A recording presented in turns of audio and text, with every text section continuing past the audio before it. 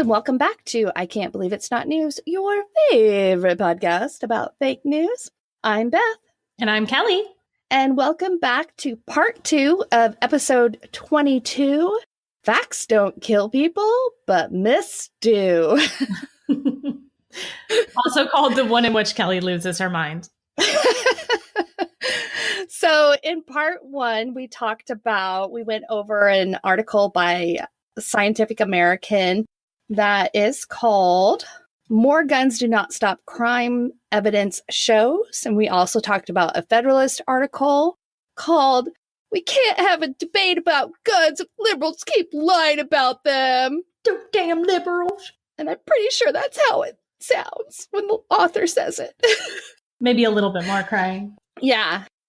And we talked about the study by Gary Kleck from Florida State University, which is that horrible study that you always hear quoted that says that 2.5 million Americans a year use guns in self-defense, which is basically not true. Well, I mean, it is true if you use the most leading questions in the world. Right. Would it be possible for you to pick up a gun and defend your home? Check yes. Or maybe.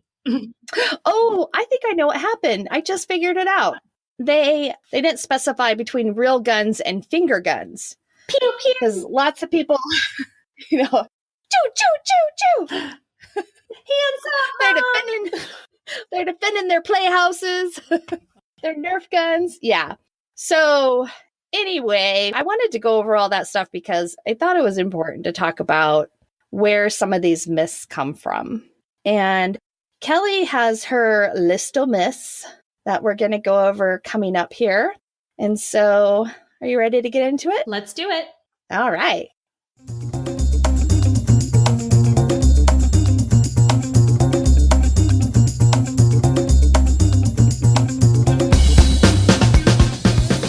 So, Kelly, how are the Russian bots doing with this? Oh my God. Okay, so what I did is for this week, I started with Russian bots because it really bothered me how people were coming back at these kids. It was so gross. And it happened so quickly. And what I found when I started looking into why all these people were attacking these kids is that within just a couple of hours of this happening and these kids starting to appear on TV, we had, and this is not just me, there are companies, there are websites out there that's all they do. They track political propaganda bots. They do a search by the common terms that they're looking for. The top hashtags for the 24 hours after the Parkland massacre, the Russian bots were out in force. And they were very quickly making all kinds of allegations about these kids being crisis actors, that people were now going to be coming for your guns. And this was going to lead to more rumors. Like you said, they were talking about how the shooter must have been an Islamic terrorist. They talked about how they were everything from Antifa to a liberal extremist to a false flag with the government. I mean, anything. I'm sorry. Yeah. Hold on just 1 second. Oh, I just needed to yawn because that's just so boring. It's just the same fucking fake news every time. Like, can you get original? No, I don't think they can. That's the problem is after a while, you run out of excuses. They have run out of excuses.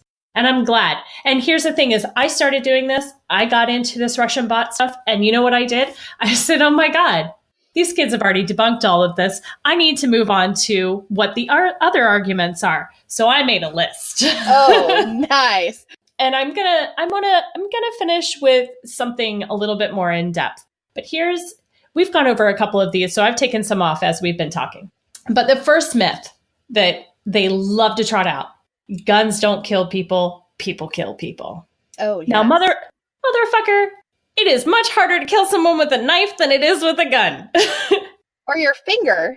Right. I don't think that a gun got up and walked around, but I'm not putting regulations on the guns. I'm putting regulations on the people owning the guns. People have to pass a background check. People should have to get insurance to own a gun.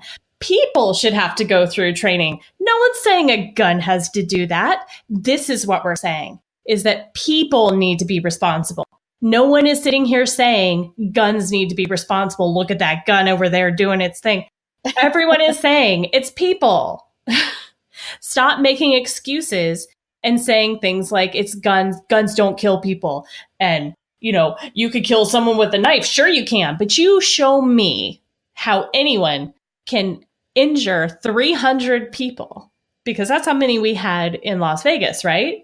We had over 300. I think it was 500. I think you're right. I think it might have been. You show me how you can do that in 15 minutes with a knife. You can't even do it with it. People are like, oh, but what about a car? You can't do it with a car either. Okay. You hit so many people with a car. You might be able to hurt people and kill people with an 18-wheeler. But what have we done since that happened? We have put up barriers. We have put up barricades. We now have armed police surrounding large public events. But if you have a shooter, they could be anywhere. That was the problem that we had in Vegas is, they could have prevented an 18-wheeler running up over those people, but they can't stop a shooter who is 20 floors up and shooting from a window. You can't.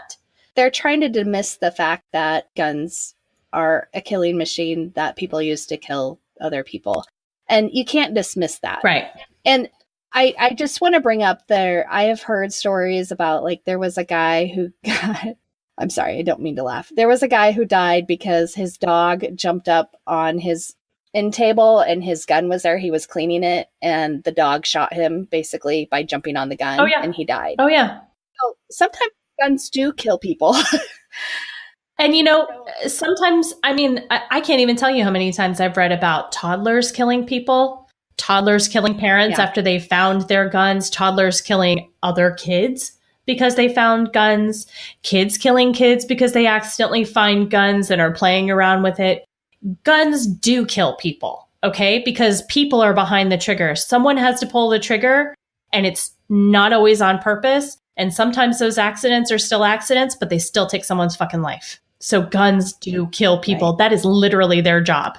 If people killed people, then we wouldn't send our soldiers over to war empty-handed. We send them with guns because guns fucking kill people. And that's the end of that. I'm not dealing with that one anymore. Guns do kill people. Full stop. Period. I know.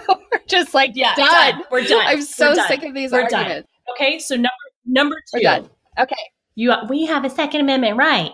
Sure you do. But here's the thing. I agree with you. You have a Second Amendment right. The Supreme Court has said that I don't agree with the way that they've interpreted it. I interpret it the way it was interpreted up until the 1980s and even a little bit after, which is we have a well-regulated militia. And that militia is your National Guard, your Army, your Navy, your Air Force. We have Marines. Yeah. We have all kinds of different levels of military that we didn't have back in 1791 when the Second Amendment was written. You know what else we had in 1791? We had fucking slaves. But we ended that bullshit real quick, didn't we? Maybe not real quick. We should have ended it quicker. We should have done a lot of shit fucking quicker. But I'm telling you right now, you don't just get to be like, well, our founding fathers wrote this. They also said Black people were 3/4 or 3/5 of a person. They didn't get everything right. They also only had muskets. They would have no idea what an AR-15 is. And I'm sure they would be fucking horrified. And the same thing about, you have a Second Amendment right to bear arms. Well, where does that end? Do you have the right to have a nuclear weapon? Because technically, that's an arms. And when we're in an arms race, they weren't talking about AR-15s or M16s or any other fucking type of automatic rifle or semi-automatic rifle. They were talking about weapons of war. And when we talk about an arms race and we're talking about nuclear weapons, you don't have a right to have those. So we do have a way and we have the means to regulate what kind of guns should be in the hands of civilians. So your Second Amendment. And when you talk about a militia, what that is really saying is like, you're going to rise up against the government. And back in 1791, when they wrote that, that was a legitimate concern that they had because they were separating themselves from England.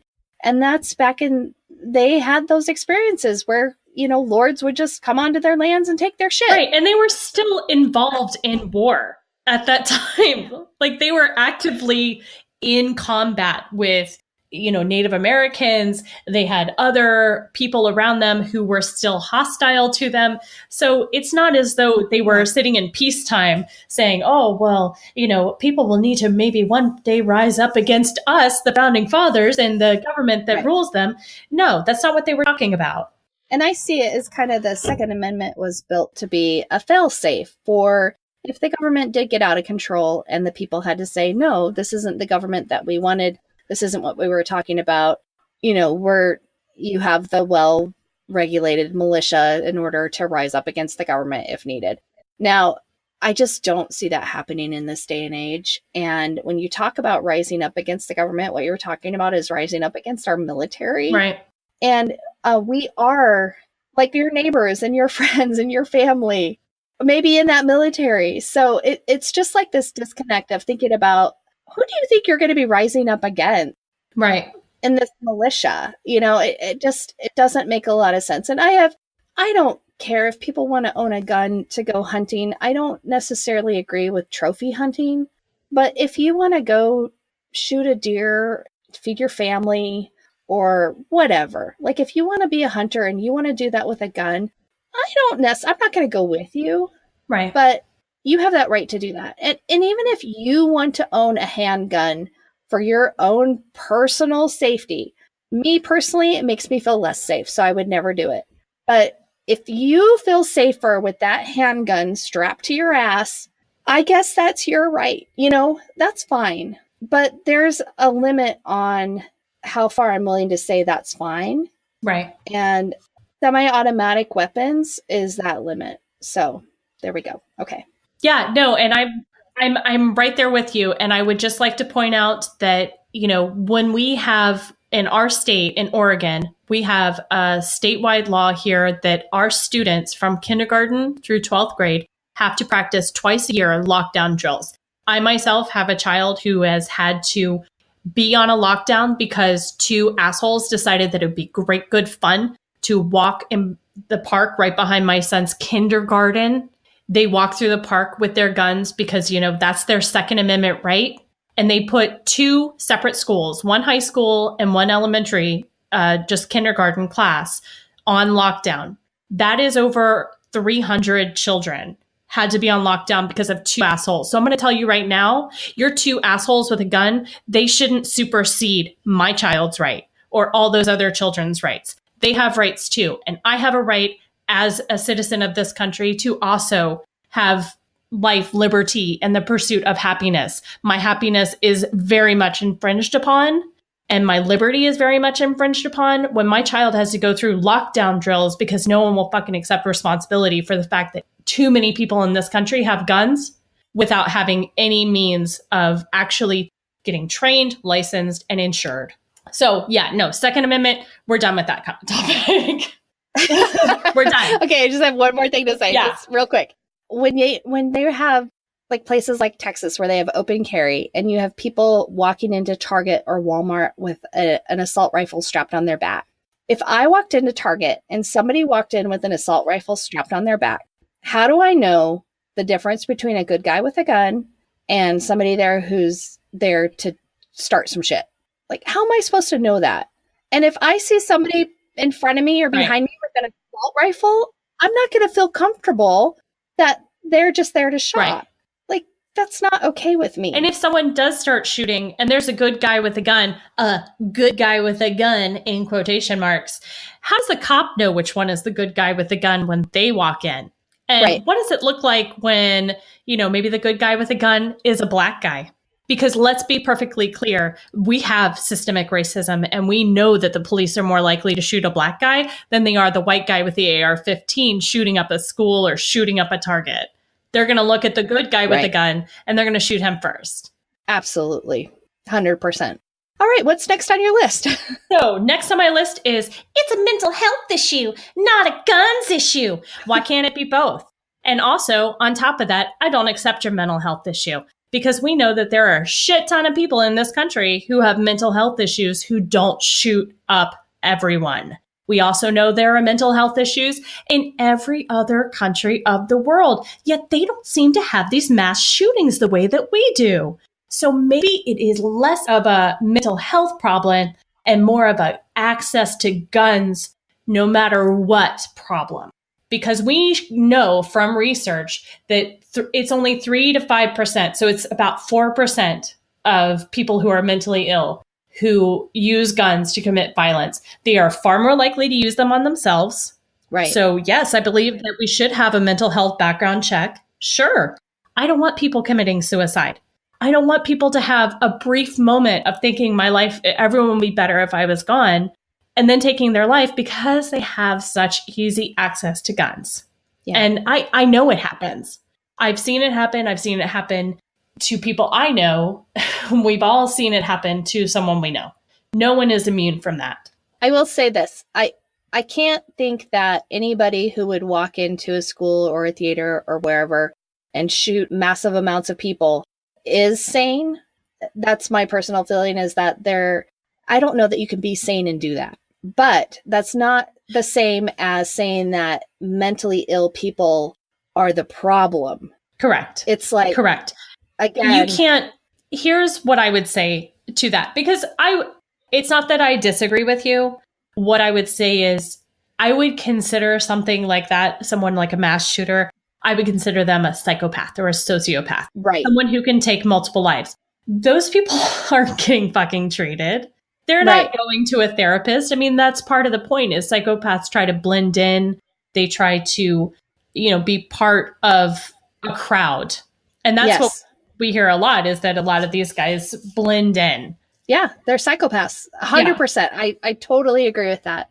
So my point is that basically, if you are capable of doing this, I don't think that you are not mentally ill, but that doesn't mean that it's not a mental illness problem specific. It's not, and even within the community of people who have a mental illness, that percentage of people who are actually psychopaths or actually sociopaths is very small, very, very small. Right. And the number of them diagnosed is even smaller, so.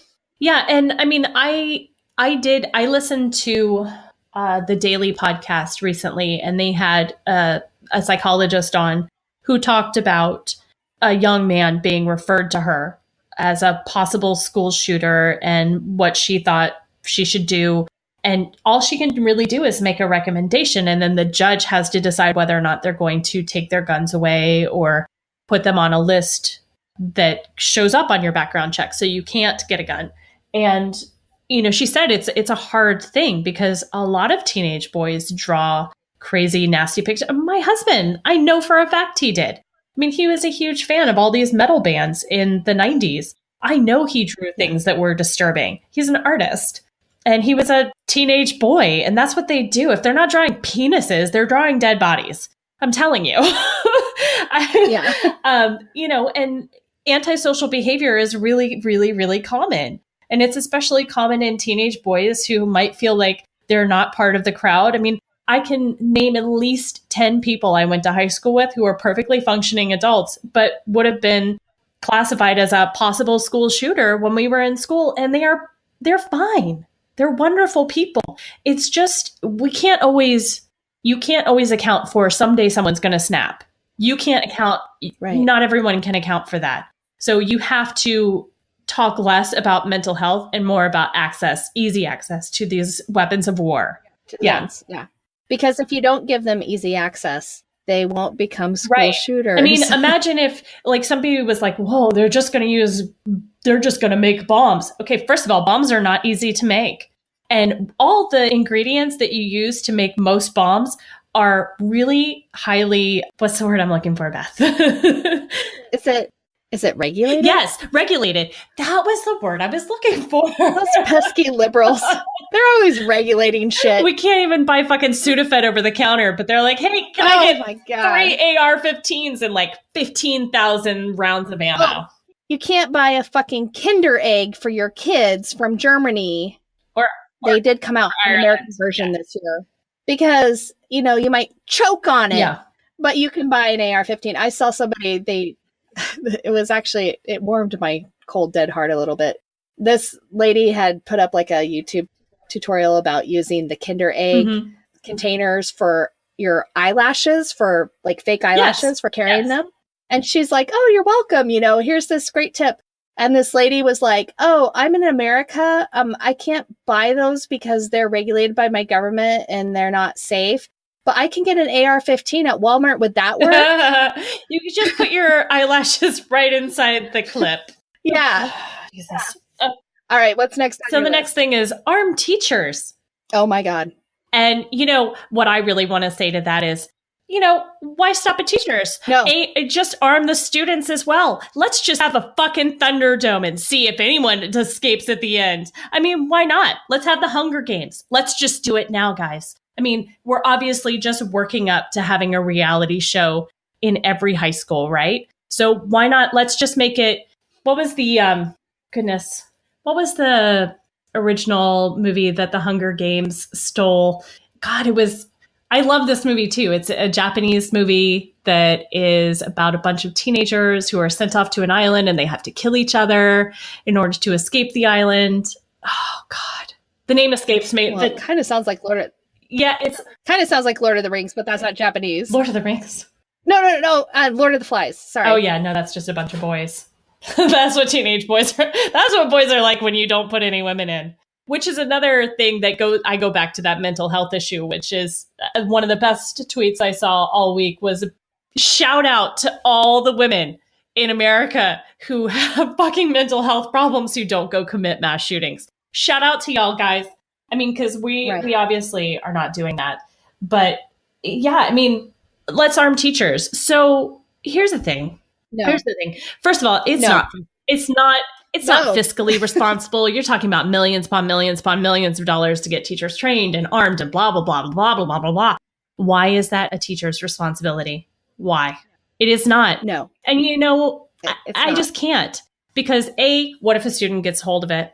Yes. And then, what if you're out on recess? You're not going to necessarily have your gun there because you want to make sure that it's in a locked location, right? That's what you would want to do is make sure that you have a gun in a locked location, but you're a teacher. You're constantly moving throughout the school. Should you carry it on your waist at all time? Is that what we're going to fucking do? Are we going to make every school basically a prison and just encase them with, with fencing, put barbed wire at the top so no one can get in, arm the teachers? So basically what you're saying is we're not going to have a school to prison pipeline. We're just going to have a prison to prison pipeline. Because that's all you're saying. That's a prison. That's what you're saying is you want kids to be in prison while they're in school because there's because that will keep them safe.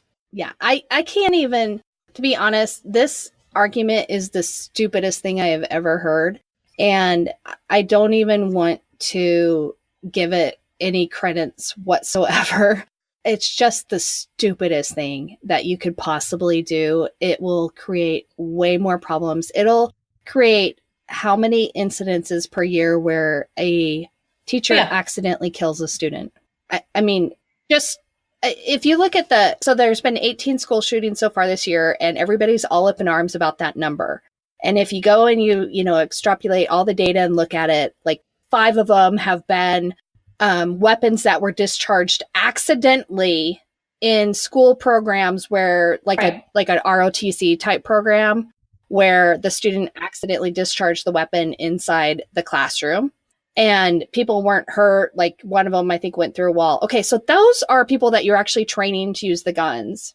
And then there's been a lot of incidences where this week I've been reading about teachers who are armed with concealed permit carries. And one of them left her gun on the back of a toilet where kids, like 6-year-old kids, found it. It was loaded. She resigned immediately.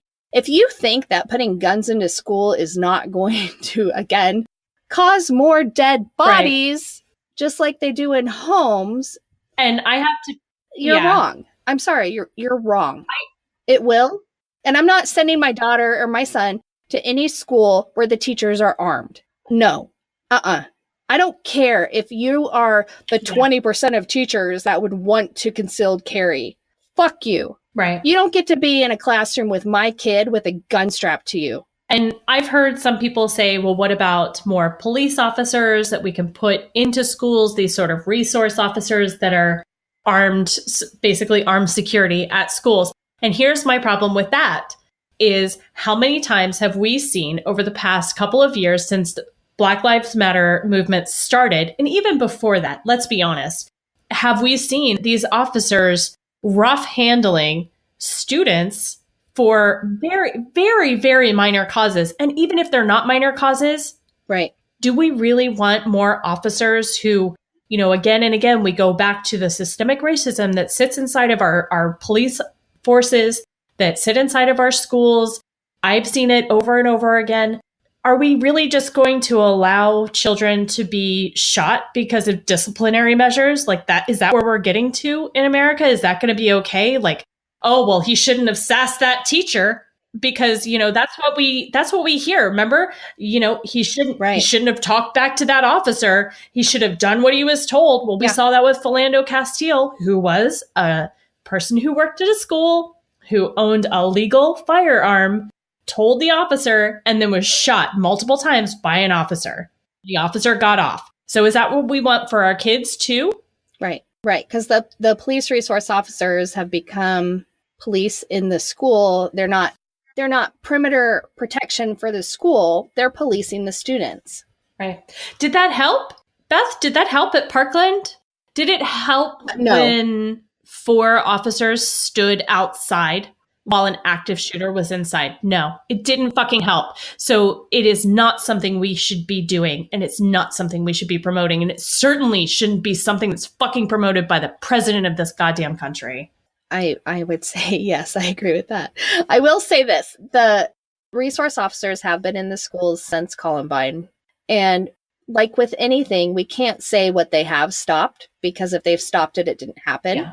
So I'm not saying that resource officers can't be useful and that maybe they haven't stopped incidents from happening.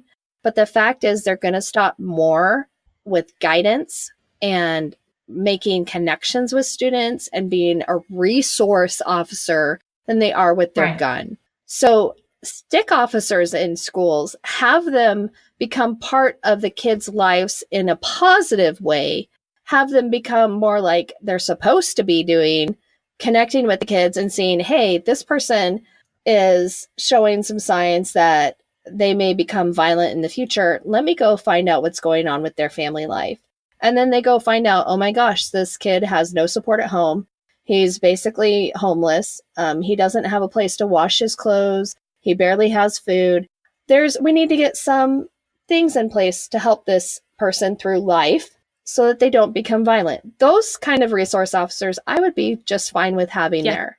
I think those would be helpful. And we're going to stop a lot more bullets with love than we are with more guns. Okay. That's all. So my last thing that I wanted to talk about is Florida, because I don't know how many people know this, but I am originally from Florida. I lived there for the first 22 years of my life. I did escape. Shh. Don't tell anyone. They do try to get us back, but I'm never going back. You are about as far from Florida as you can be and still be in the continental United States. It's true. So. It's true. I try to get further, but I can only go so far. So one of the things that I wanted to bring up is Florida has at least 2 times the amount of concealed carry permits as the next highest state. It is the highest number of concealed carry permits in the United States. Florida was the first state to actually write a law about concealed carry. That was back in the 1980s. And we have nearly 2 million people in Florida. This is not who own guns. This is 2 million people walking around Florida that have a license to have a concealed weapon on their person. This isn't like I'm walking around with a rifle. This is, I have a gun in my fucking bag. I have a gun in my car. I have a gun underneath my jacket, shoved into the waistband of my pants.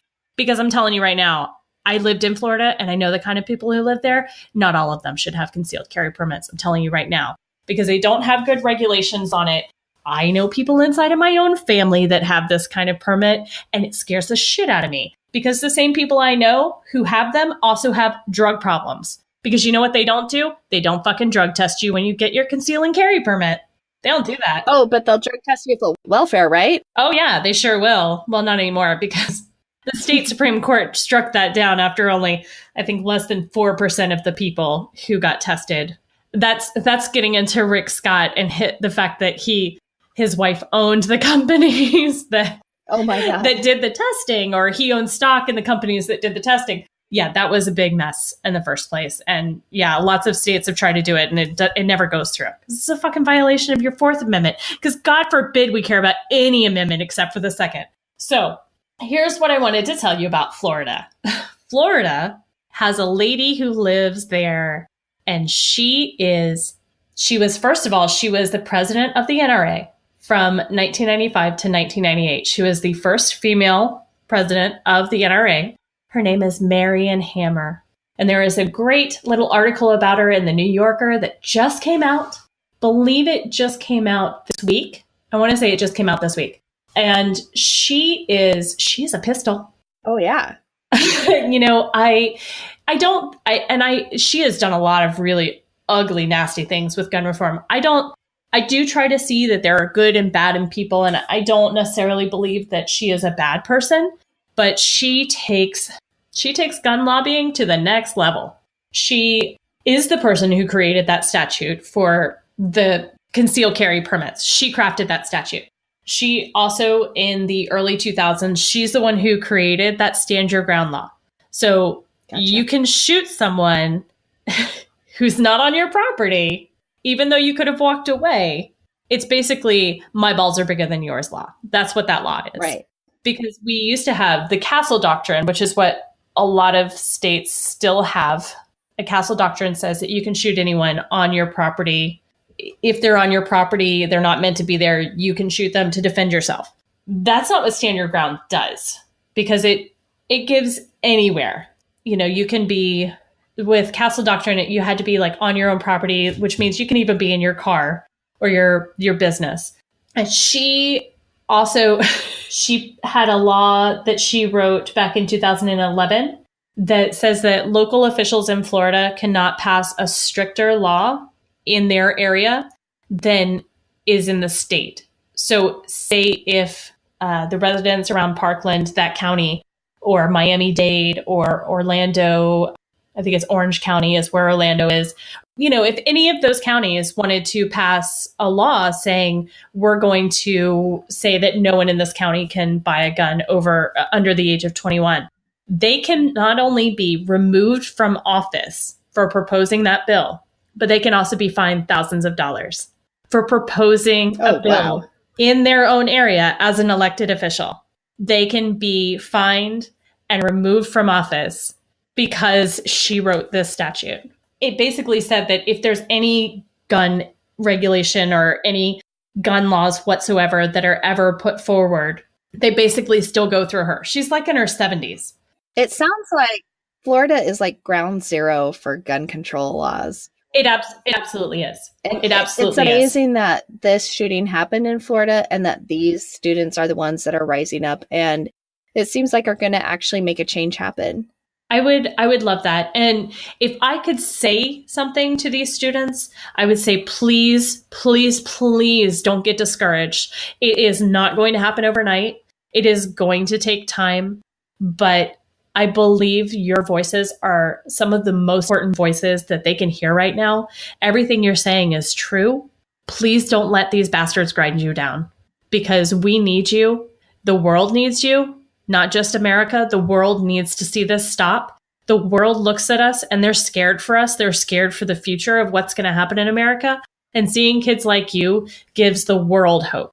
Not just Floridians, not just people our age, not just millennials. You are giving the whole world hope with your voices right now. So please, please, please don't silence your own voice. It is so important right now. I don't think they're going to. These kids are amazing, and I am so proud of them and so happy that they are taking this on because, you know, our generation failed at it. So I'm sorry that they have to do it, but they have to, and they're doing it. So, So anything else that you want to bring up or look over? No, I want to end on a lighter note. So would you like to talk about your jam of the week? Yeah, I just want to say really quick. There are a lot of Snopes articles that debunk a lot of things. if you see a meme, if you see somebody bring up a talking point that you think seems off, look it up on Snopes. It's probably already there. I had pulled up one that's called A Little Gun History, and an internet post cites facts and figures purporting to prove that the worst genocides of the 20th century were the result of gun control laws. Big surprise, that's not true. Shocking. So, yeah, all these memes that you're seeing floating around, there's an answer to them. Yeah. And so many of them have been debunked so far. So just take a look and see. But yeah, let's go do our Spread Jam Not Lies and wrap this up for everybody. So this week, I wanted to do my Spread Jam is Zombie by the Cranberries. And I wanted to do it for a couple of reasons. One is that the lead singer, Dolores O'Riordan, is that how you say her last name? It is, yeah. She recently passed away. And so I had wanted to highlight one of their songs anyway. But then I also just felt like Zombie was a good kind of revolution song to highlight this week anyway. And it's definitely one of my all-time favorites. I always love that song. And I had a lot of fun re-listening to it this week and helped me kind of calm some of my gun debate demons. Yeah. So I do have a really quick little personal story. That song is actually about an IRA bombing. And I just wanted to say that one of the very first times I've ever actually encountered anyone with a military style weapon like that was when I lived in Northern Ireland.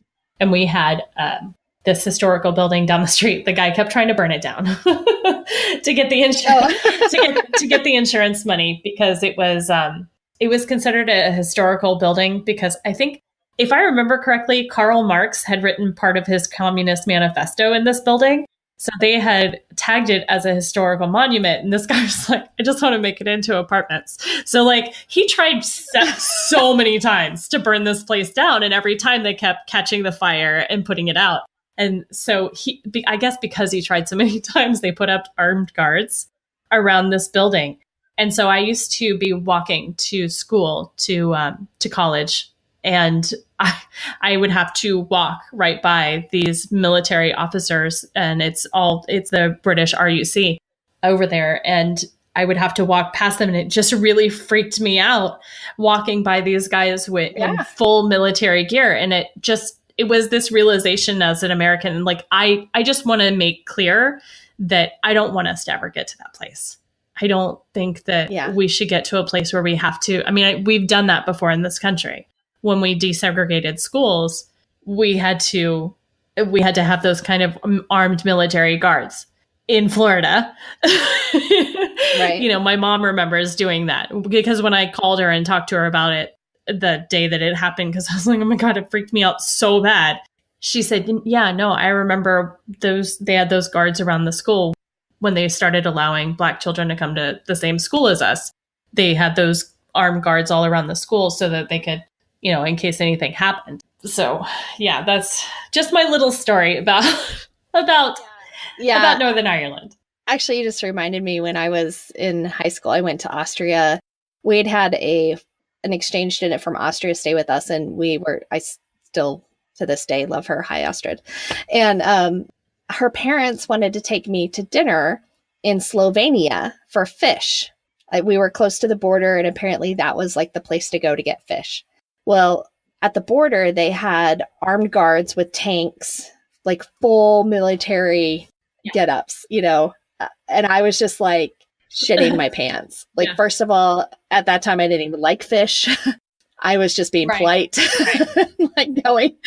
And I was like, it was really freaky to have to like show your passport and go through this checkpoint with this full military tanks, guns, you know, everything. They had the masks on their faces. I mean, it was scary. And I was like, I don't know if this is worth it for dinner. This better be really good. But that I don't want to be confronted with that in my everyday life, for sure. Were they just very blasé about it? Oh yeah. My friend's parents. Oh yeah. It was just like, whatever. Very this is what life is like. Yeah. This is what we do. Yeah. Okay. So I debated a lot about what I was going to have for my jam of the week. I wanted to try to keep things light, but I also, after this shooting, like almost every other school shooting, I'm always brought back to this book that I read. And so I'm going to just put it out there and leave it. If people want to read it, they can read it. I did like the book. It wasn't one of my favorite books of all time, but it has to do with a school shooter. And I believe there's been a movie made of it. I've never seen the movie. I really don't care to. It's a hard book to read. It is a book called We Need to Talk About Kevin, and it's by Lionel Shriver. It came out in 2006. So it actually came out before Adam Lanza. It came out before, obviously, the most recent shooting. It is the story of a school shooter from a mother's perspective, starting from when her son is a baby. And she just never wanted to be a mom. And it doesn't place all the blame directly on her. She's a very unlikable protagonist, but she obviously doesn't like him from the very beginning. And it's pretty clear. And even though he had a relationship with the father, like it just, the way it ends up is that she never gave him the love that he needed. And then it was only after this tragedy that she ever really realized he is my son and I should love him and I will love him despite all these things that he has done. So it's a hard story. Is this a fiction or is it nonfiction?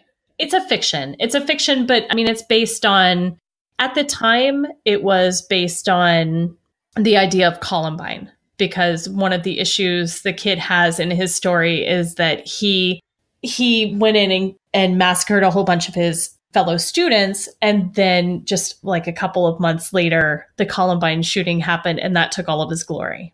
Oh. So that's a part of it. And it's good. I mean, it's very well written. And maybe that's the fault I have in it, because it felt so real and it felt so raw to read. And I mean, I recommend it, but I recommend it with a very strong trigger warning of it is a hard book to read. And especially if you've ever had a moment where you have an issue with your child, where you're like, oh, is there something wrong with him? Like it was hard. It was just a hard, gut-wrenching type of book that it's never left me. I read it at least 2.5 years ago. And every time one of these shootings happens, I always go back to that place of reading it. All right. Well, that sounds fun. Doesn't it? But you know what? Here's something. Here's something I should say. There's all kinds of great things in this world, and there are great people. And if I can leave with something light, let's leave with the fact that for every one of these shooters, there are 100 of these kids who are speaking up and speaking out. For every Donald Trump, there are 20,000 women out there now running for office that never were running for office before. So Don't get despondent. Don't think that you can't make a change. We're seeing that we can. We're knowing, we're seeing a different future starting to emerge. I don't want to leave it in a pessimistic tone. I think we're getting closer than we ever have before. I think eventually this woman in Florida is going to have to die out, and maybe the next lobbyist won't be as strong. You're not going to have as many people who are like, well, I grew up hunting and that's it.